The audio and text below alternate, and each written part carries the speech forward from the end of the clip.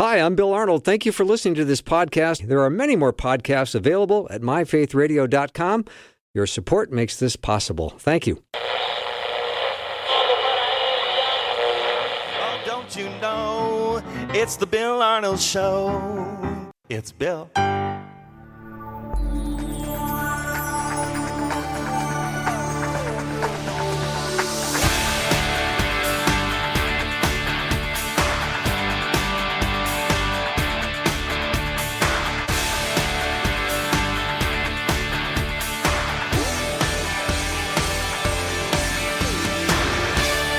And a warm welcome to the Bill Arnold Show. I would say over the last couple of months, every day I come into the studio and I say, Wyatt, when is J. Warner Wallace coming back? I think I said that every day. And he said, well, it's going to be September 17th. And here he is. He's written an amazing book. If you're a fan of detective novels, comic book style, oh my. Case Files Volume 1, Murder and Meaning, is out. It came out April 1st. And it's a full-color graphic novel written by J. Warner Wallace and his son Jimmy. And it is it's a page-turner. It's beautiful. I've got my hands on one, and it is great. And we're going to talk about that to get things started. Lots happened since you were last on, Jim. I got to be honest. It's nice to have you back. Well, you start off by lying about saying that you've been asking about me every day. Come on now. Well, it was at least every week, wasn't it? It was every other day. Okay, every other day. Right, there you go. Okay, cool. Now I can believe that. Okay, that's different. Well, no, that's actually true. I thought, well, I hope you're having a good summer. I know you're in Alaska doing amazing work. And I know, I'm not sure it was amazing, but it was challenging and really rewarding. Yeah, for sure. Dude, tell us about that, because I know it's of huge interest to people, including me. Well, as part of it is, we're in a culture right now where we're kind of like wondering what is going on and how do we move forward, right? I mean, what do we, and it's kind of at the tip of that spear for the most part, whether people think about it or not, is our law enforcement community, right? Because so much of this is going to be shouldered by either first responders, law enforcement who are responding to the scenes of these tragedies, or by the investigators who follow up after them. And sometimes after they have these experiences in these tragedies, they are shaken themselves. I almost wonder sometimes if it's generational. Like my dad's generation was maybe a little different than my son's generation doing the same job as a first responder, as a police officer. But it does take a toll. And if that starts to impact people's way of thinking about life and their level of depression or the level of anxiety or their level of functioning, and if it starts to impact their marriages, for sure, Billy Graham Association has a program, and it's on their website, the BGA website. It's their law enforcement marriage resiliency retreat. And it's really designed, especially in more turbulent times right now, to help officers who are struggling to figure out, like, what are we doing here? And how do I survive this in my own headspace and keep on functioning well? Because I think about it all the time. I mean, a lot of these officers are getting involved in critical incidents, and they're shaken so deeply that they end up accessing a medical retirement or some kind of it actually can impact the way they see the world. And a lot of it is just based on their worldview when they first encounter the incident. If you think about what trauma is, Bill, it really is that we have a view of the world in which we have certain expectations that come with that view of the world. We think the world is a certain way and it ought to function in a certain way. And then something happens that absolutely makes no sense to us. It shatters our expectations of the world, and to the point where we're like not quite sure what to believe anymore. And so that trauma can be something very dramatic or something less dramatic. The question is, did you hold a worldview before the event that now cannot process the event? It can't make sense of the event. And that's why, starting with the idea of what is true about the world. Is Christianity true? If it is, it's a certain kind of story that has chapters. And we watched our Savior move through these kinds of chapters. And this is why God comes to us incarnate and moves through the chapters that human beings move through, including all of the suffering. Of course, not for this purpose. He doesn't do this so we can live a better life. He doesn't do this to show us the way necessarily. Of course, it does show us a way. He came to pay the price for our sin. But in the process, we can learn something about God's overarching story so we can figure out what chapter we are in at any given time, including the chapters that seem quite tragic, like the ones we've experienced in the last couple of weeks. Mm-hmm. J. Warner Wallace is my guest. He's a former Los Angeles homicide detective. And Jim, when I think of what went on in Minneapolis not that long ago with the shooting at the church and the Annunciation School, I can't imagine what it would be like for a police officer to go in there and see a dead child, which may look much like their own. I don't know how you ever get over that. I have a case just like that I remember responding to the death of a 6-year-old. Oh. And there were people who, the way he was murdered, there were people who, when they walked in, they had 6-year-olds of their own. Oh boy! And they simply said, "Look, I remember one of them came in and said, 'I'm gone. I can't stay.'" And of course, my response to that is that okay, so who stays? How do we solve this? How do we move the case forward? How do we do anything if we don't adopt a worldview that helps us to deal with trauma, that helps us to deal with the tragedies we're going to face?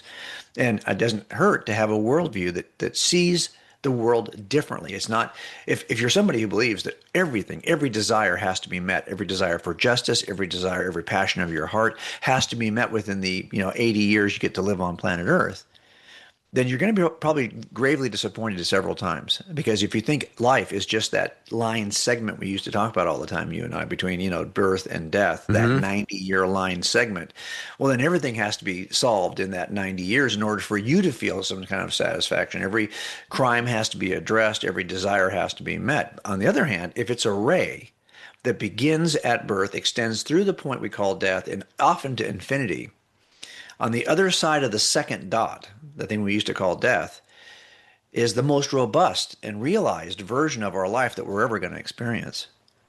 And it'll help us if we have an eternal worldview to process what's happening on the temporal side of the second dot. On the side, the space between the two dots is very small compared to what's going to occur on the other side of the second dot. And that's why I think that having the right kind of worldview can help you to process. Also, I don't think I ever went into a death scene like that where I thought I was looking at anything other than broken eggshells, right? I mean, the eggs are gone. What we have left is just the shell.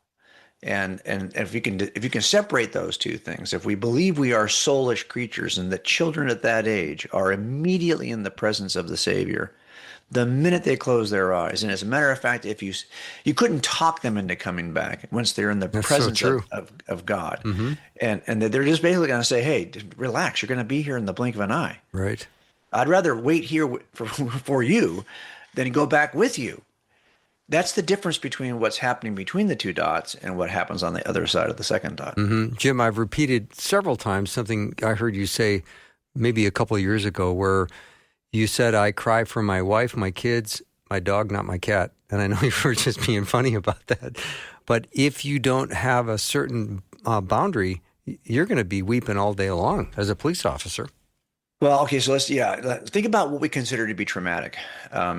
The trauma that we will encounter police officers in this ministry who have had to take someone's life. They've been pushed to that point where they're stopping another killer, and they've had to take someone's life. And regardless of what that person, maybe they really did the most ultimate good they could have by stopping a future murder, or stopping a murder that's happening right there in front of them by taking the life of somebody. It doesn't make it any easier to take that life. And often they will struggle on the backside of that. And that kind of trauma is real. Now, I want you to think for a minute. So much of it is your worldview. I'll give you an example of this. Look at David's mighty men. Okay, David's mighty men. Everyone who got to be called one of the mighty men, I'm sure, relished that title and would have done anything to protect that title. They were the elite. They were the ones who were David's mighty. That's a positive adjective in the Hebrew. So these mighty men, how did they become mighty? Well, they had to go into battle. And instead of shooting someone from across the room, they had to get close enough to the combatant that they could see the whites of his eyes. And they would take a sharp instrument and basically hack the person to death. Okay? Let me just think about it for a second. Yeah. That's what war was until we invented firearms. And these folks often suffered their own grave injuries that they would have to heal up from for a couple of weeks or a month or 2 months or 3 months just to go back into battle again. I think a lot of us would be traumatized deeply. But I suspect that that generation, given what they were facing and the worldview they held, would have been more traumatized to not have performed well than to just have to do what they had to do. Like it was like a rite of passage, I'm sure, for many of these Sure. men to become one of the mighty men. Well, what makes something that is not as traumatic a generation ago more traumatic now? It's the lessening of a worldview. As we let go of the Christian worldview, we are letting go of an eternal worldview. And we're also, obsessed with how other people feel about us rather than the audience of one that we should be concerned about, how the audience of one sees us. We are now, if you don't believe there's an audience of one that really is watching and that you are there that's the one you want to hear well done from, well, then you're going to be obsessed with what people think of you. And that's a fickle place to be. Isn't that the world that most people are living in, though, right now? Well, of course it is. Yeah. And when we have these kinds of tragedies that occur, right before our eyes, and we have to watch them, I think that's when we somebody describes it as when you shoot a flare up into the nighttime sky, it lights up the entire region, and you can see where everybody is, like where they really are standing in that dark environment. And I think what these events have done in the last month or so is they have systematically given us light so we can see where are you on your belief spectrum? Where are you in your worldview? Are you somebody who is embraced such a cultural, secular worldview that you no longer have the tools that are necessary to even help you get through trauma? Mm-hmm. Jim, psychologically, what's going on with what we are seeing on television, which is available 24/7 on the internet, is what kind of impact is that having? I mean, there was a time when we didn't have access to this kind of footage of what's gone on in the world, and I'm not sure we should be seeing it over and over and over. Well, I think we take it for granted how visually dependent we are. Oh, yeah, good point. I mean, all idolatry really starts with what we can see. So we should be worshiping this God, but he appears to be hidden to us often. Mm-hmm. But the things he has created are right in front of us. They're tangible. We can see them immediately. So we end up fixating often on good things that God has created rather than on the God who created them. Why? Because the good things are sitting right in the same room with us. Then we fixate on the things we can put our eyes on. Well, I think you got to guard. This is why it's so important to guard your eyes from certain things, Amen. right? Yeah. Is that you want to be able to protect yourself, protect the innocence of your children, for example, for as long as you possibly can. Because that's once they've seen something, you can't unsee it, as they often say. And I think we're in a world right now where, number one, I don't think that I used to think, well, gosh, this visual world we're in is kind of shortening our attention span. I don't think it is. I just think what it's doing is it's making everything has to be so vivid that we will become numb to all the nuanced subtleties that used to impress us, right? So true. Because even in literature, in the kinds of, do we have the patience to sit through a slowly unwrapping story that has very nuanced kind of movements, even or is it everything at kind of at screaming pitch, where if it's not at this, where it's a very noisy world. Yeah. Can something that's not as noisy be as impactful? This is why I have a young man who's helping me on my social media platforms. He clips all the videos and puts them on YouTube, but that's not something that I actually do. I provide him with all of the interviews I've done over the years, and he finds now, what is he looking for? Well, of course, he's looking for the most provocative, and I'm not a provocative person, I don't think. So it's hard for him probably to find what he wishes he could find that then he could title in some way to get attention to the videos, because that's just not who I am. Right. But I think if that was and this is why you see the people when they're getting ready to record something, and they can make up anything they want for their platform, they are often compelled to do the stuff that will grab the attention of people in a noisy environment. And the only way you grab that attention in a noisy environment is to kind of scream louder sometimes, or to be more vivid in your details, or to be more dramatic, or to pick only the hot button topics and stay on those. Look, I believe that everything is downstream of the gospel. That's it. And I don't need to work from current events first to present the gospel to you. I would rather work from the gospel. Yeah. Because if you believe that Jesus is who he said he was, that he rose from the grave, then you're more likely to listen to somebody who rose from the grave. And if that's who he is, he's a different category of teacher. And if I actually end up loving and submitting to the teaching of Jesus, well, then all that other you're going to find all of a sudden, no, I guess I don't believe that thing over there anymore. I guess I don't. Yeah, I guess like you will submit your desires and your values and your priorities to the God of the universe, and then no one like me will have to make a case for your values. That's going to be the natural outcome of your beliefs, your trust in Jesus as Lord. Mm-hmm. J. Warner Wallace is my guest. I want to also remind you, Case Files Volume 1, Murder and Meaning, is available. And you talk about real-life experiences in a high-stakes action storytelling way. It is spectacular. And you can learn more about that at coldcasechristianity.com. If you have a question or comment, the text line is open, 877-933-2484. I'll be right back with Jim.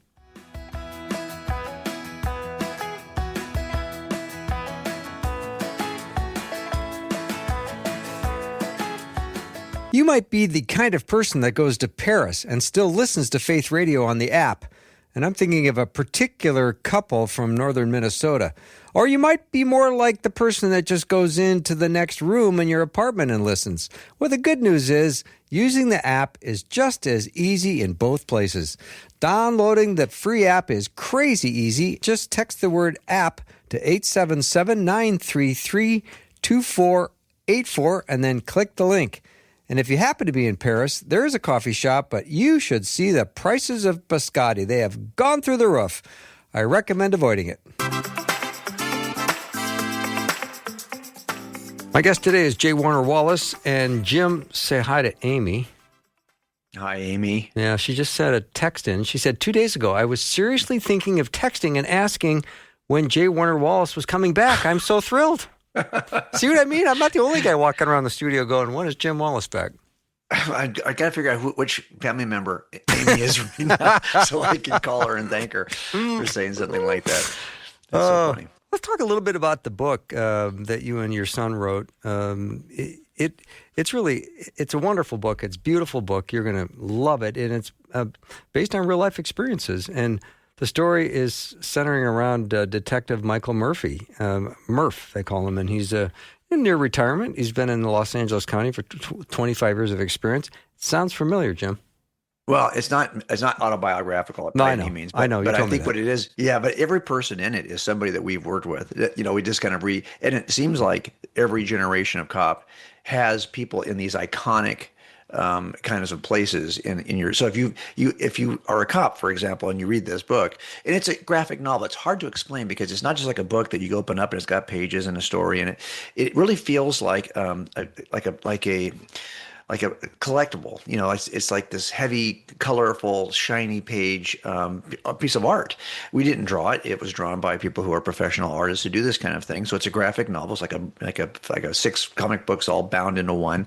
And the idea here is that it tells a story in a way that's visual, that maybe it makes it easier, more. And what we're trying to do is not be preachy. Like we want to be able to do this in a way that people, when they read it, go, oh, this made me think a little bit. I can see now where the Christian worldview has value in this area or that area, without having a cast of characters that are all Christians, or that at the end of the story everyone's going to get baptized. No, it's a murder mystery. You know, it's a murder mystery in which we're solving a serial murder case involving that makes people think about how you evaluate your own identity, how do you evaluate your own worth, what makes human life valuable. What makes one life, and we saw this, right? We've seen now in the last week how, so in the same time, by the way, at the same time, in the last 10 days, I don't know how many men have been murdered in the United States. Yeah.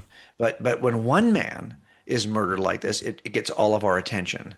Now, why? Of course, that has to do with a lot of things, right? But we have to ask this kind of fundamental question. And I think when it comes down to families, you can ask the families. The family of any murdered man in America is going to go through the same thing that the family of Charlie Kirk is going through. And we totally understand why it's captured the attention of the entire world right? But I think Charlie would be the first one to tell you that our identity is not grounded in our achievements or our notoriety or even our impact. Who we are, our value, our purpose is because we have been created in the image of a holy God. And when you start to ground your value in any of the other things, you'll find that those can be taken from you or they can be devalued, or you'll see right now how divided the country is about how they feel about you. All of those things do not determine your value. What determines your value is your identity in Christ. And I think Charlie would be the first one to say that. No, he would for sure. So for us, it's about like, how do we, if, we wrote this book last May, and the question is, how do we, in this year that we're talking about it, is we want young people, and I don't think graphic novels anymore are just for young people. I think that you see that the demographics on graphic novels are actually very broad. It's I think it's the fourth most popular genre of literature right now that's being sold. Surprising to us, but it's visual, and we hope that we're going to bite the apple from a different direction, so that when you get done, you go, yeah, there are several ways that I'm tempted to ground someone's value. But the truth is, every time I go outside of grounding it in the nature of God and that we are created in his image, you eventually get sideways. So we're trying to make that point in this book. Yeah, and the book does a fantastic job of providing spiritual insights, and this is something that I think readers will absolutely love when they get the book. Yeah, I hope so. And I think it really is we have to start to think about, and this is the legacy I think we've been left, is how do we find a way to have the hard conversations with people, where we still represent the fullness of God's truth and grace, justice and mercy. How do we do both of those? How do we bring both of those to the forefront, so that when we have a conversation, and we're trying to speak truth, that the memory of the person who comes away from that is also that he has a sense of graciousness that that he wouldn't otherwise have if we were just trying to be heard in a noisy world. Mm-hmm. Jim, what kind of truths do you share about human nature in the book?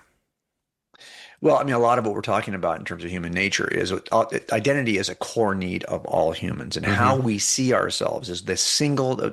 Researchers have kind of posited this as the single most important variable in terms of how we will do both in mental health, physical health, which is all somatic from mental health, and all the other kinds of markers we look at for human flourishing. Identity matters. And I think it's a driving force we don't even see. It's hidden. It's what drives me to get up in the morning. Who am I? What am I here to do? What's my purpose? By the way, purpose, meaning, value are all kind of synonyms for the idea of identity, because we draw one from the other. So if you think of yourself as a broadcaster, or as somebody as a journalist, or as somebody who's a thinker who wants to work in the public square, if you think of yourself this way, then you kind of get up every morning knowing what your mission is. It's when we are wondering, who am I, that we struggle. So what we're doing here is we're trying to present a number of stories from a number of characters who are looking at the question, who am I? Why do I still matter? And what grounds my value to begin with? And so some of those guys are going to be detectives who are like Murph, who's at the end of a career and wondering, like, who am I now? We've got a killer on the loose who is targeting what he thinks are more publicly valued targets with each murder, starting with somebody he doesn't think is publicly valuable at all, and then moving all the way up to who he thinks is the most important figure in the city. And he's doing this to make a point, because he's also got this question that he wants the detectives to address, because he wasn't treated a certain way. So there's all these different themes that are coming together that we are trying to, like I say, bite that apple from many sides. But really the issue of, and look, we're only called Christians 3 places in the entire New Testament. When Paul talks about us as believers, when John talks about us as believers, both of those two will talk about us as those who are in Christ or are in him. You could argue that if your identity is not in Christ, if that isn't the place where you form everything else, that you're not even a Christian at all. I think we sometimes think that our Christian identity is like, yeah, I should put it first. Like I have this post where the signs are all up there, detective and father and mother, or you're a mother, or you're a son, or you're a daughter, or you have this business you run, or I'm the author of these books. And I also have this Christian identity sign. And I guess what Jim's saying is we should all have the Christian identity sign at the top of the post. And that's not really what I'm saying. I think you and I have talked about this before. I want us to realize that from God's perspective, your Christian identity is not another sign that kind of fits in with all the other signs you have about who you are. Instead, it's the post upon which every sign is nailed. Oh, I love that. And that's the difference, right? Because if I have my Christian identity as the post, well, then I'm going to father different. Yeah, I'm going to work cases differently. Yeah. Hopefully I'm going to be a different kind of husband because my identity is not just another sign. It's the post that holds every other sign. Oh, it's such a great image, Jim. That's So awesome. that's why I think we have to kind of shift. And this book is really trying to figure out, like, how do you look? We don't want to preach that. We want a detective mystery. And I want this thing to work on its own before you ever look back at it and say, well, what was the overarching message? Right. So anyway, this is why I think we're trying to, and also we're trying to do it in a creative way because we know that I've already written books that just make a case. Right. What we're doing here is trying to write some fiction that kind of suggests something very powerful without having to preach it. Yeah, you can intrigue people with some philosophical questions that are in the book that can further the conversation. That might turn to faith. Right. And this is why this idea of being a kind of a less combative and more engaging dialogue is it possible to do this anymore? And I wonder sometimes the way that social media is, if we're just in a generation where it's just not going to be possible until we change the social media culture. Like, I wonder, try as you might, if the structure of social media stays the same, I'll give you an example of this. If you just had one rule change in social media, here it is. In order to have any social media account, you have to have a verifiable, real picture of who you are with your address posted on the social media account right next to your picture. Mm-hmm. Do you think the dialogue between people on social media would change? Yes, immediately. Yeah, immediately. And what's killing us is the anonymity, or the sense that we're never really going to have to confront that person face to face. And so I think that we have to be in a place eventually where we say, okay, because we're never going to act as though we are not anonymous as long as you allow us to remain anonymous. True. So we have to change the culture of the social media in order to change the kind of moral rules for how we behave on social media. But I remember growing up, Jim, if you ever wanted to send your opinion to the newspaper, you'd have to type a letter, you'd have to figure out the name of the editor, you'd have to put it in an envelope, you'd have to put a stamp on it, you'd have to send it. And now you just sit behind your keyboard and fire away anything you want anonymously. Yeah, and it's just that's right. And it's the anonymity, I think, in the sense of distance. That's why we're so outraged when someone is outed, when someone is like, oh, now they know who I am. Well, it turns out that there would be no reason to out people for offense if people were out from the beginning, right? If they were actually in front of their posts and were, like, for example, I'll bet you have said something to someone on social media that you would never say to the person living next door to you in the neighborhood. That's so true. Because they know where you live, and you have to live with that guy. And there's a sense of not being connected. And this is why one of the things we look at when we look at suspect pools that are willing to do outrageous things, they typically don't have strong structures of accountability, like relationships. Like, hey, I could never do this because my dad, I'd shame my father. I'm not going to shame my family name. I'm not even going to take the chance of shaming my family name. Why? Because I have a strong accountability structure with my family. It's when people start get disconnected and their only relationships are with people they've only known for a few years, right? They don't have any long-term accountability to them. Mm-hmm. Well, that's when you get to a place where because if you're not allowing the Word of God to restrain your fallen nature, like you're not submitting your fallen nature to God's word. Often people who don't even know anything about God will at least submit their fallen nature to the family brand because they don't want to mess up the brand, or they don't want to disappoint a wife, or they don't want to disappoint their kids. It's when you find people are disconnected from all of those relationships that they're far more likely to say, I don't have anyone to disappoint, so I can do whatever I want. Mm-hmm. Jim, should I send people to Cold Case Christianity, or is there somewhere else to go to get information about the book? No, just go to coldcasechristianity.com. Look, we write books because this is the creative scratch that we itch that we scratch. Right? Right. So that's just who we are. But I hate the idea of selling books. I know you do. It's one of the things I really like about you. So just that website will kind of show all the stuff we're doing. And we try to provide 3 free pieces of content a week. So I always say exhaust everything an author will give you for free before you invest any money in them. That sounds good. J. Warner Wallace is my guest. If you have a question or comment, the text line is open, 877-933-2484. And again, it's coldcasechristianity.com. We'll be right back. Bill needs a minute. He needs a minute. Bill needs a minute. He'll be right back. Bill needs a minute. He just needs a minute. Bill needs a minute. He'll be right back. Bill took a minute, and now he's back. So glad to be back with J. Warner Wallace. He's my guest. His book that he wrote with his son Jimmy is called Case Files, Murder and Meaning. Got a nice text that just came in, Jim. This is, why do you think it's important that people want to know the motive to why people commit crimes? Well, a couple of things. Number one, it does help us to justify. But for example, let's say you had a pool of 5. For two ways of looking at it. One is from a criminal perspective in terms of prosecution. The other is from a social perspective. Why do we just want to know? So from a criminal perspective, often what we're trying to show, and not as though we have to necessarily know what motivated somebody. If I've got enough forensic evidence that he's the shooter based on DNA, or he's the killer, he's got a knife and it's his knife. He owns that knife. His DNA is on that knife. He cut himself in a way that's in other words, we have enough forensic evidence. We might still have the open question, but why was he so angry enough to do this? But if I have enough evidence to show that he did it, I don't often have to show, why he did it.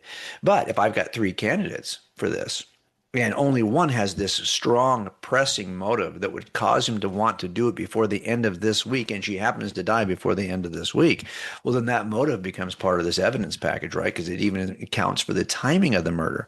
Now, why do we care as a culture? I think we care because we are horrified that something like this could happen. And of course, we want explanations. Mm-hmm. Like, for example, we hate to think that our culture is just so broken that there really isn't even a need for a good explanation. If your kids did something and you think, my kids are good kids, then you're going to want to know, well, why did you do this? It's not just part of your nature, is it? No, there must have been a good reason. So sometimes motive is a way that when we seek a motive like this, we are just trying to understand how it could have broken so badly. Sometimes we want to know that because we're trying to console ourselves that things aren't really as bad as we think. And this is where this nasty process of trying to justify something comes up, right? Mm-hmm. And I think here's what we would say as Christians. We are not in the garden anymore. Oh. And we are between the garden and paradise. We're between the 2 gardens. And we're in that broken in-between that is just called the life, the world we live in. And we know it's broken. We know that everyone in the broken in-between is fallen by nature. We are not innately good people that are somehow corrupted by systems, and we got to figure out why the system broke the way it did, because otherwise this young person, this young man, this young woman, whoever it is who did this crime, whatever the crime may be, it only happened because the system somehow corrupted this kid. Or the converse might be true, where we are the corruptors of all systems, all families, all political systems, because we, by our very nature, are fallen, and just as the Scripture describes. Mm-hmm. And if the Bible is true, well, then it provides us with a whole nother set of. I often work cold cases where the guy gets away with it, and then for 30 years does an excellent job of covering and just being a regular guy. And even serving his community well, being just the opposite of what he was in that moment when he took that person's life. And you would think there's no way a guy like this could be capable of that. Doug Bradford. Well, yeah, exactly. And you only think that because you think, well, this is the nature of this is the nature of humans. Humans, mm-hmm. they're either good or bad, and you can tell by hanging out with them long enough. And a good person doesn't do bad things. Right. Well, that's just the problem we have with our definitions of anthropology. Biblical anthropology says, no, you are created in the image of an unbelievable God. And for that reason, you are often capable of unbelievable good things. At the same time, you are deeply rebellious. And because of the fall, we're now living in that rebellious, broken in-between. And in that space, All kinds of things are going to happen. It's the enigma of man, the two sides of who you are. And this is what we see all the time.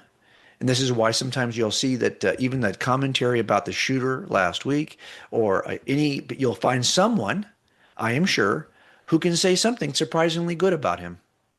In a moment, he showed some side of himself, and you'll think, and then one side will be yelling at the other side, this is who he really is. Well, it turns out both sides are who we really are. That's true. Yeah, we can do both things. We Right. can have moments in which we can be spectacular on any measurement. And then, of course, we also can be so depraved that we can do something that he would think, oh, there's no way. And I've seen it happen so many times with people who've taken to jail. And we've had a hard time sometimes convincing, because what they'll, of course, do is they'll call every witness who over the last 30 years has had all this access to this guy and has seen that side of himself, the best version he puts on for the public after he did this horrific thing. And they have a hard, who's the jury going to believe? And that's the problem. That's why I think that worldview is the starting point for everything else. Not only how you experience and evaluate trauma, but how you even assess the nature of people. And so because there's a skeptic in me as a cop that just says, hey, you treat everyone like a crook anyway. But you can't really do that, right? Because if you do that, you'll find yourself, that's not a good way to run your family for sure. Yeah. So a lot of it is, but that is by default nature. That wasn't a hard thing for me to accept, let's put it that way, as a new believer at 35. At 34, I had met my share of people who were duplicit. So it didn't shock me that, as a matter of fact, that the Christian worldview seemed to explain that duplicity better than any other worldview. Interesting. You already answered the next comment that came in on the text line. Please ask Jim to explain the evidence that we are created in the image of God and the significance of it. Well, you just did that. Nice job. Well, and I think part of it too is that what evidence do we have that any of this narrative is true? So much about what I believe about the Old Testament claims are because I tested the New Testament claims. Because it turns out that if you really believe that the evidence for the man named Jesus, who demonstrated through the power of God by doing all those miracles and rising from the grave and teaching a worldview that put the entire world on its ear, if you believe that man rose from the grave, that he is God incarnate, then when he affirms the Old Testament teaching on any particular issue, you can trust that it's true. Even though you may not be able to apply the same kind of manuscript evidence test that you can apply to the New Testament, you may not be able to do that for the Old Testament. That's okay, because it's much more ancient. It's not going to have the same kind of chain of custody you have with the New Testament. But that's okay, because you now have somebody who rose from the grave who is affirming the Old Testament. Like I always say, if you come out of the grave, I am probably inclined to listen to you. Excellent point. Jim, I'm curious as to how deluded or deceived people must be to think that they can get away with anything like what happened in the last week. Yeah, I know. Well, first of all, I mean, if you've ever investigated anything forensically on digital platforms, you realize that there's nothing that really goes away. Right. And there's nothing that can't be recovered based on what kind of search warrant you might be able to write for it. And so yeah, I think that. But this is what's interesting about social media use. We have created small pockets and small communities that feel isolated, that feel safe when they're not safe at all. But they feel like, hey, I've been in this community now for 2 years, and it's only the 12 of us, and we're constantly back and forth, and there's no interruption in that dialogue, and we're the only ones to talk. So there's a sense in which, meanwhile, there's millions of people on the platform who have a similar feeling of protected isolation. But they're not, of course. There's anything is accessible. Well, why do you think, for example, some of this stuff will happen on X? Because it turns out I've got a pretty large platform on X for a small guy, but do I know what's going on? No, there's millions and millions of conversations going on X that I am not privy to, and in one of those, somebody might be discussing something heinous that's about to happen tomorrow, and no one's even going to know it until they do a forensic deep dive 2 weeks from now. And in the meantime, because there's a sense in which I'm speaking with some privacy here, because I'm part of millions of conversations, and no one's going to be looking through all these millions of conversations. But of course, that's the perception. It's an illusion that you feel like you're safe on these environments because you're in dialogues with the same 10 people, when in fact there's nothing safe. There's a footprint that's left. And so you have a trail behind you forever. And at some point, I thought it was interesting to watch this unwrap evidentially, because my first question is, if you think you can get away with it, well, then you just say nothing. You don't need to tell anybody. You don't need to forecast anything, because the idea is you're not going to die as part of this cause. You're not going to do this assassination with the expectation that you're going to get caught and either take your own life or go to jail. If you think I can actually get away with this, I can actually walk. Well, then the only way that's going to happen is if nobody else knows anything about it. And I think once he realized that the cameras had caught enough detail that people were going to recognize him, then the communication actually it became even more frequent, right? Because you kind of know, I'm probably not going to get out of this. But the idea that you would talk by way of anything other than face-to-face conversations is because there's a perception that in the digital world, you are kind of having virtual face-to-face conversations, and you're not. That's so interesting. When you start to hear things like his roommate saying, I had no idea, doesn't that just send off red flags in your head? Like, that's not a person being honest. Yeah, I think there is. Yeah, exactly. Well, here's why I would say that. I only would say it because I need to have more access to the entire breadth of conversations that are happening digitally between the two. Mm-hmm. Here's why I say that. Because some of these things, if you find you're reading conversations that almost feel like they're theatrical, in the sense that they are very robust, and not the kind of thing you would typically expect a 22-year-old to say back and forth in text messages. Often our text messages to people we know really, really well are so brief that somebody on the outside, if you read them, would go, what does that even mean? Right. Because the guy I'm texting knows what it means, because I only need a couple of words with him. We've already had conversations that fill in the blanks. If my conversations with him on the text messages are so robust that there are no blanks at all, well, then I do become suspicious, because I'm thinking that almost feels like you're writing it for me to read rather than for him to read. Right. Because if you're writing it to him, you can just do it in slang. You can do it with many small emojis, or you can do it with just brief abbreviations. But if you're doing it to me and I don't know you, you have to kind of spell out every word and put periods at the end of the word and all of that. And so I think I want to see, because I don't have access to that, it's hard for me to know. But that would be the tip, I think, at least. If you saw that what appeared to be more robust and detailed than you would expect with an acquaintance you know really well. We typically have a shorthand version of communicating with people we know really well. Mm-hmm. Like if you saw my communication with my wife, at times it's going to feel really like shorthand. And if you saw me communicating with somebody I don't know at all, setting up a speaking event, well, now it's going to be like more in paragraph form. Well, that's because you don't abbreviate as much with people you don't know well. And I think that's what I'd be looking for here, is just to show me how robust are those messages. Are they abbreviated like you would expect, or do they kind of appear to be written? And especially, when are they written? Are they written after the fact? So timing of when they were written and how robust they are would be two things I'd be looking at. So interesting. We're going to take a break and be right back. J. Warner Wallace is my guest. Go to coldcasechristianity.com. Check out his new book, Case Files, Murder and Meaning. He wrote it with his son, Jimmy. We'll be right back.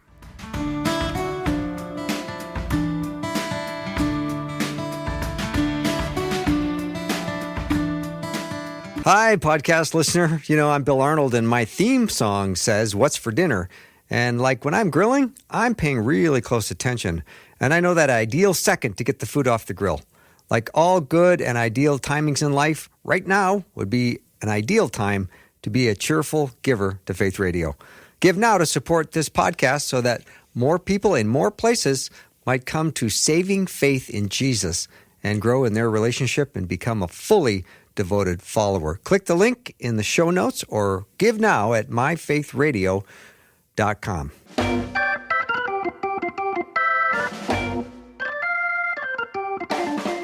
I'm back with J. Warner Wallace. Go to Cold Case Christianity. That's his website. All kinds of great stuff there. You can check it out. And his brand new book, which came out last April, is called Case Files, Murder and Meaning. And I know, Jim, in your work, and we've talked about this a bunch in the past, is a lot of your work involves and relies heavy on circumstantial evidence. Does this show up in the book, in case files? Yeah, it does. Because if you think about it, there's only two forms of evidence, direct and indirect, as you and I have always talked about. Yep. And direct evidence is just going to be eyewitness accounts. So that means that everything else that people think about evidentially, and some of the best stuff you would see on TV, like DNA and fingerprints and ballistics and blood spatter and blah, blah, blah, blah, blah. Well, if it's not an eyewitness account, it falls into the indirect category. And the indirect evidence is also called circumstantial evidence. So people don't typically think, for example, of a DNA hit as circumstantial evidence. But it is. So yes. I mean, it's really hard to talk about any case that's been developed in front of a jury without talking about at least some circumstantial evidence. Mm-hmm. So the book, and I have a copy myself, and I love it. I would be curious as to what your hope would be for anyone who gets their hands and reads it that they would walk away with. Well, okay, well, a couple things. I think number one, we always want to write gateway books that are creative. So what we mean is we're standing on the shoulders of giants in philosophy and history and theology. We're not those giants. We're just standing on their shoulders, trying to write books that are accessible, the same way you would make a case in front of a jury using experts as part of the testimony. We're doing the same thing. So what we want to do is hopefully get somebody to read a book like this and go, wow, you know what? I'd like to know a little bit more. I'd like to dig deeper in this. I'm interested in this now. So what we did in the back cover of that book is we put a quick QR code to our case closed book, which is a case that makes a brief, very brief, like 40-page case for the resurrection. Well, that idea there is that, look, if you're just interested in seeing, we only have one character in case files that is in fact a Christian.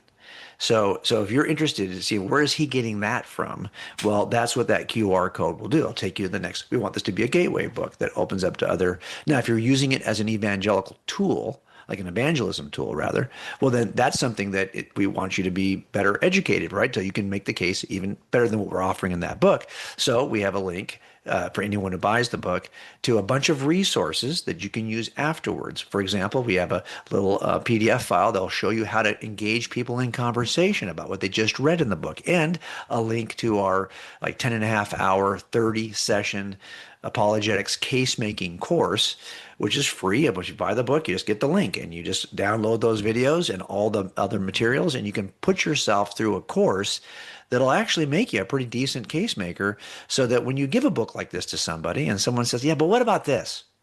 You'll be able to talk about the this that they're asking about. And that's what we're trying to do. Look, in the end, what we hope to do, I'm not a Christian apologist. I'm a retired detective, but I would love it if people knew what the evidence was for Jesus. It's pretty compelling.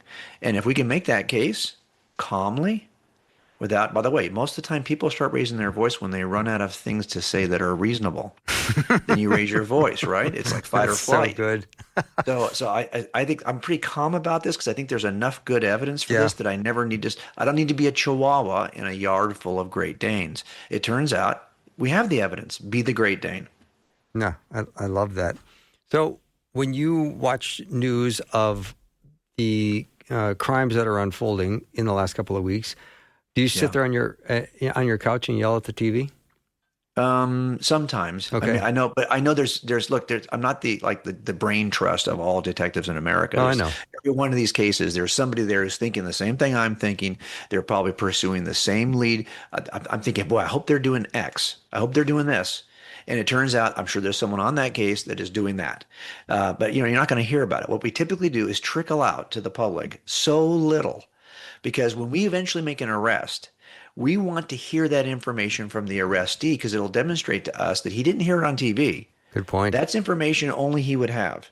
And so we can use those kinds of statements. But if we think, well, yeah, that's already been broadcast, then you can be fooled, because you don't know it's really coming from his own experience or coming from what he's heard. So we don't put much out there, because we're trying to hold on to what could eventually be future evidence for us. So that's why I know when I'm watching it on TV, I'm thinking I'm only getting 10% of what's really happening here. That's good. We don't want to release too much. And that's when they released the pictures, is because I really thought they were probably at a point where they wanted somebody in jail as quickly as possible on this. Mm-hmm. And that was the best way to get somebody. Those are good pictures. someone is going to see that guy and start to have problems with knowing who it is and saying nothing. And sure enough, it didn't take long. What, a day? Right. Even so, I knew when they started to do that. We were at a conference, Christian Apologetics Conference, and I told the other speakers he'll be in custody before the end of today. And sure enough, he was in custody before the end of today. Wow. Jim, thank you so much for doing the show. I'll leave you with this. I just got another comment on the text line. J. Warner Wallace has got to be one of my very favorite guests you have on. There you go. Well, you guys are so kind to me. Thanks so much for keeping me in the loop. I appreciate being here with you guys. Well, we love you, Jim. Thank you so much, and have a great Thanks, rest Bill. of the day. Yep. All right. Yep. Bye. J. Warner Wallace has been my guest. Go to Cold Case Christianity to learn about all of his writing and teaching and podcasts and articles he's written, and also his new book that he wrote with his son, Jimmy, called Case Files, Murder and Meaning. You can check that out at coldcasechristianity.com. If you have a question coming up, next hour is Ask the Professor. Dr. Mark Muska is going to join the show. So get your questions ready. Send them over, 877-933-2484, and we'll ask the professor your question.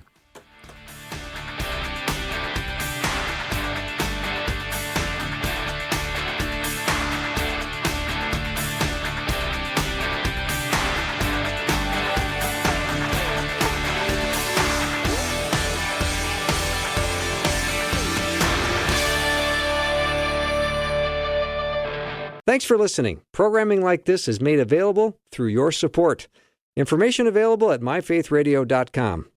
What in the world is happening in the world? And what's happening in your world? And how do you apply the mind of Christ to that? I'm Carmen LaBerge, host of a podcast called The Reconnect with Carmen LaBerge. The people listening to your show get such a wonderfully informed perspective on the headlines of what God's doing in the world. If you feel a disconnect, well, let's reconnect the eternal with the everyday so you can walk your faith into the world that God so loves in ways that honor Jesus. I love Carmen. She's teaching me a lot on how to have everyday conversations. There are questions that nag us. Who am I? Where do I fit? And what in the world am I in the world to do? Boldness in asking the hard questions regarding very difficult, complicated issues. Let's get into the Word of God and let the Word of God get into us, applying the mind of Christ to the matters of the day. Bringing in the Christian viewpoint without getting riled up. The Reconnect with Carmen LaBerge. Listen wherever you get your podcasts and at myfaithpodcast.com.